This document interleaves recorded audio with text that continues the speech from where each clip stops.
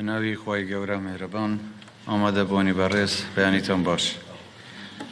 زۆر بەختەوەرم کە ئەمڕۆژ لێرە لەگەڵ یەکین بۆ ئەوەی پرۆژەیەکی گرنگی دیکە ڕابگەینین کە ئەویش استراتیجی وەرچەرخانی دیجیتالیە کە بەشێکە لە پرۆسەی چاکسازی کابینەی نوێمی حکوومەتی هەرێمی کوردستان لە بواری بە دیجیتالکردنی خزمەتگوزاریە گشتیەکان و هەنگاونان بەرەو حکوومەتی ئێلکترۆنی.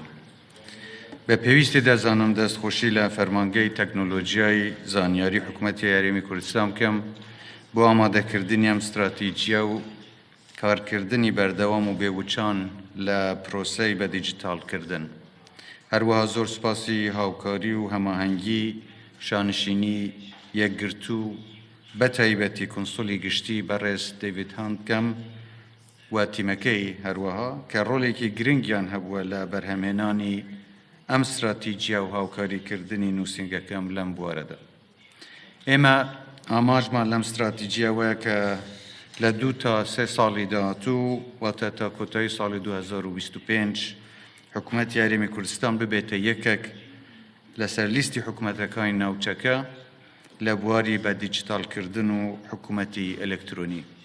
بۆ ئەمە بەستەش نەخشە ڕێگەیەکمان هەیە کە دەستمان بە جێبەجێکردنی کردووە. ئەم نەخشە ڕێگەیە هاوکاری و ئاسانکاریەکی زۆر پێشکەشی فەرمانگەی تەکنۆلۆژیای زانیاری و نووسینگەی سەرۆکوەزیران دەکات بۆ ئەوەی دەستنیشانکردنی ئەو کار و پرۆژە خزمەتگوزاریانە بکەن کە گرنگن و کاری لە پێشینەن بۆ ئەنجامدانیان.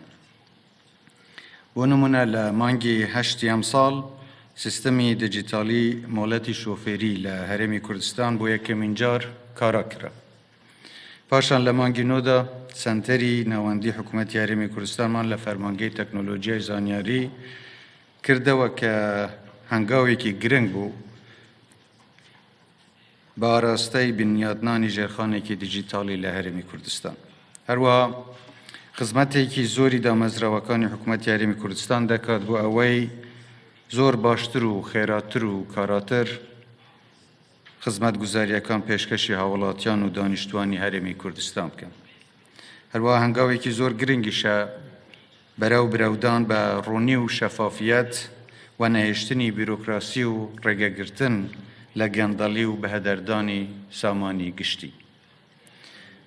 لە داهاتوویەکی نێزیکدا وەک بەشێک لە پرۆژەی بە دیجیتالکردنی خزمەتگوزاریە گشتیەکان سیستەمێکی نوێی تۆمارکردنی کۆمپانیەکان ڕادەگەینین کە بە شێوەیەکی زۆر ئاسانتر و خێراتر و هەرزانتریش خاوەنکار و وەبەرهێنەران و خاوەن کۆمپانیەکان دەتوانن کۆمپانیەکانیان تۆمار بکەن.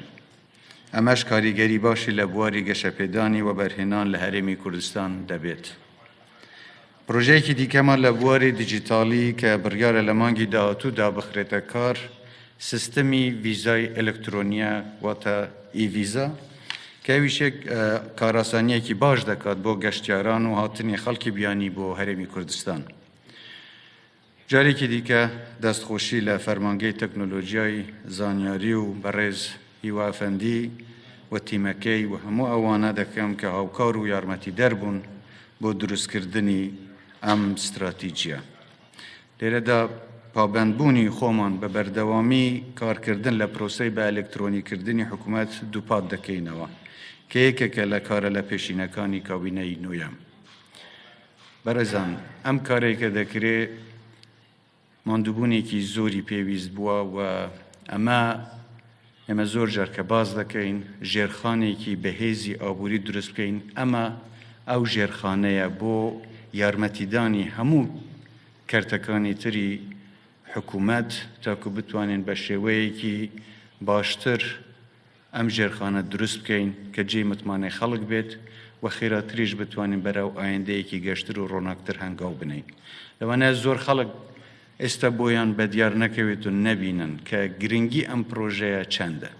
ڕاستە وەکو باڵەخانەیەک نییە لە بەرچاو بێ و خەڵک بیبینێت، بەڵام دوای ماوەیەکی کەم دڵنیام کە هەستی پێ دەکەن کە ئەم پرۆژەیە چەند گرنگە لەوەی کە یارمەتی کەرتی خزمەتگوزاری بدات بۆ هەموو هاوڵاتیانی کوردستان.